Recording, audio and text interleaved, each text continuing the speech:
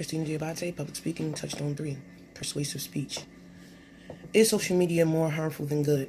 In recent debates about whether social networking sites do more harm than good for young adults and teens, there has been many conversations of how much more harmful these social networking sites have been for young kids and even adults.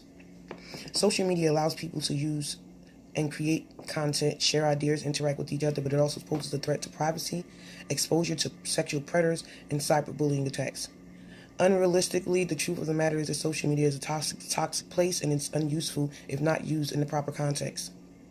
I found myself staring into social media for hours at a time, wasting valuable brain space and productivity that I could have been used for something more active, being outdoors or learning or doing something much more productive. I call it the social media trap.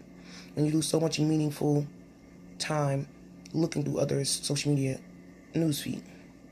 Have you ever been stuck for hours scrolling through your newsfeed? I will show you evidence that social media does more harm than good to today's society for youth and adults. One thing for sure, social media is not being used to influence creativity like it should be. The images of young people's mind have been clouded, and their judgment of what real and fake is the only thing being portrayed on social media. On one hand, it's been known for business purposes, a great source of income for many Instagram influencers, YouTubers, and bloggers. This is the correct way in which social networking should be used, as well as networking and being able to reach family that's not located remotely from each other. An army soldier in another country is a great example. Being able to give their kid a goodnight kiss in another country every night when they wouldn't be able to do that if they didn't have social media. Grandmothers and grandfathers that live long distance can see and update pictures of their family members at the same minute that they're posted on these social networking sites. There are many social networking sites available: Facebook, Instagram, YouTube, etc., etc. There are more than 1 billion people logged onto Facebook daily. Instagram is second at 400 million users daily. Snapchat is right in back of them with 191, and it's much popular with the young kids and the teens. They are able to interact with each other through exchanging videos and stories. That kind of information is going at the speed of light across different countries and states, sending out your vital public information, and it could be used to track you and your every move.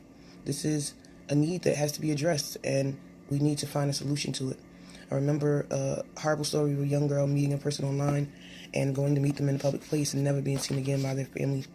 That was a tragic and horrible story of so many different stories of cyberbullying and teen suicide that has brought a strong awareness to the issue, and many people have taken to the issue. The unprecedented rate has raised public attention in mass media and all over the country. And hundreds of reported cases which are alarming, with kids and young teens committing suicide over bullying on social media sites. The suicide rate for teens between the age of 15 and 19 from 1975 has doubled, and it has been the highest for girls in 2015, doubling from 2.4 to 5.1.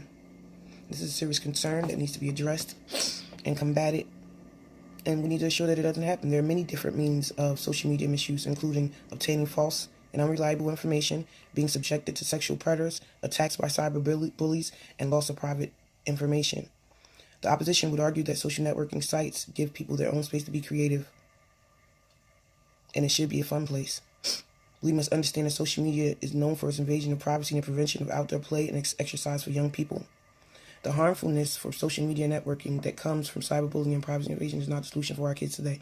This depression that has taken over these sites and made what should be a super fun place a horrible and very unsafe place for our kids and teens and even some adults. The overall benefit of pushing away from the phone screens and tablets and computers and getting active outdoors and being safe far outweigh the drawbacks. Do you prefer to have your kids glued to computer screens and their ears plugged to headphones?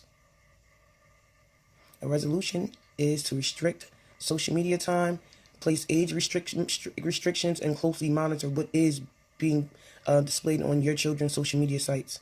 The most important option is getting the kids outdoors and active instead of distracted and confused by the bright lights of social networking sites.